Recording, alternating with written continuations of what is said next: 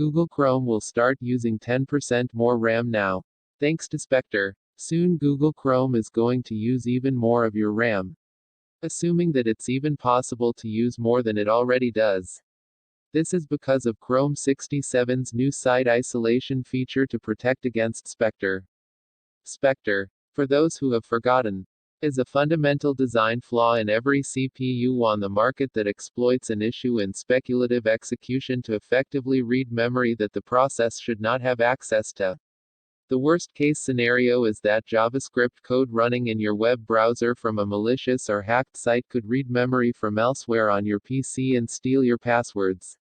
Or find out that you've been browsing something embarrassing, like Linux fan sites. To fix this problem, Chrome 67 adds by default a new security feature called site isolation, which limits each rendering process to a single site.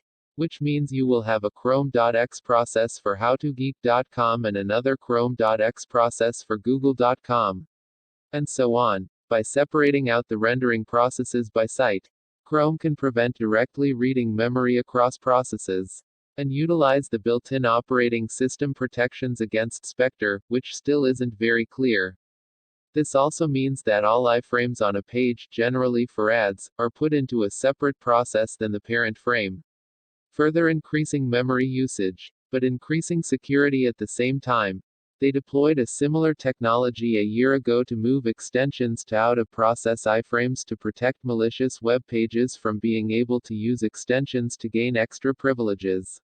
The bottom line, for people that open a ton of tabs, this is going to dramatically increase memory usage.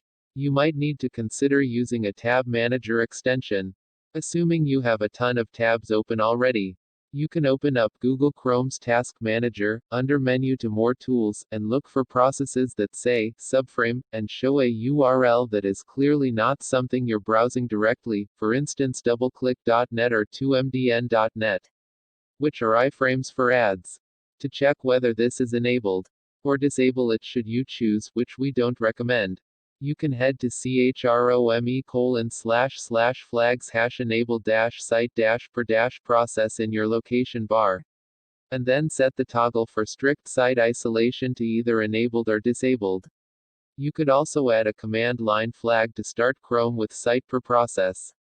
But that's a lot of work. You'd think the first option would control it.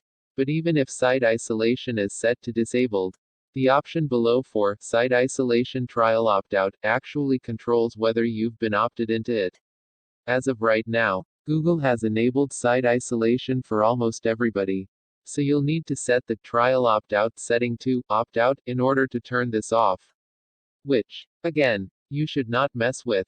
It's worth noting that even if you disable it, at some point Google will probably make this the default behavior and remove the ability to disable it. Because site isolation is a lot more secure. Text source, howtogeek.com.